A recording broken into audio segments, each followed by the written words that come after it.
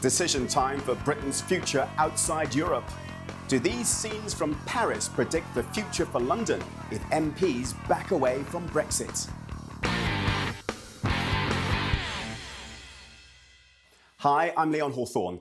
The streets of Paris are speckled with blood and debris, not for the first time in recent history. It's another sign of populist sentiment sweeping across Europe, anger at a political elite, distant and condescending towards ordinary people.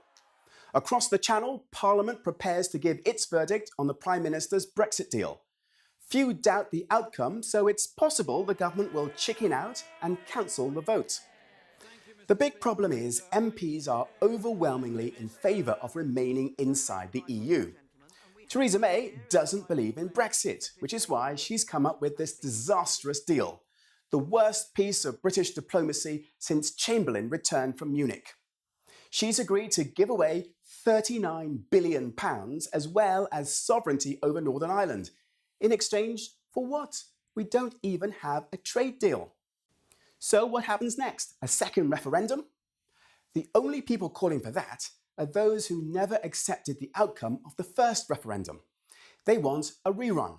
It's even more democratic to do it twice, they say. In which case, let's have a third and a fourth referendum too.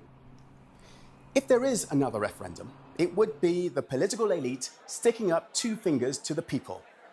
I fear the people will respond in kind.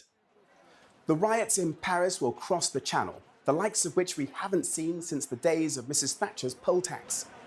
Also, a rise in attacks on Muslims, Poles, Romanians, Jews, black people, anyone perceived as not traditionally British.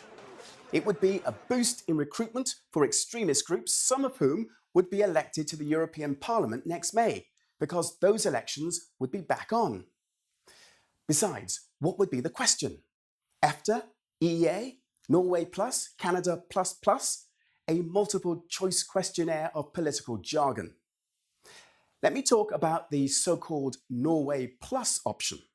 This is where the UK technically is outside the EU, but everything stays virtually the same. A bit like getting divorced, but sleeping in the same bed. We would still pay dues, still be subject to a European court, still no control over immigration. The only difference is we would have no vote and no say.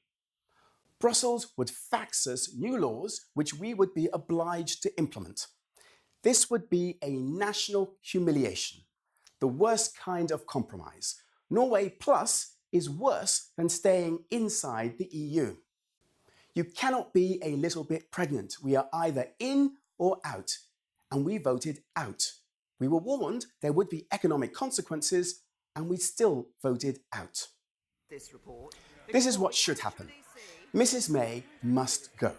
A Brexiteer like David Davis can step in as caretaker Prime Minister. The UK can then agree a framework for a Canada-style trade deal with the EU, where we are a completely separate sovereign nation.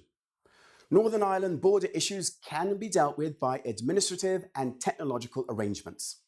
We can have a 2-year transition phase to this, starting on March the 29th next year.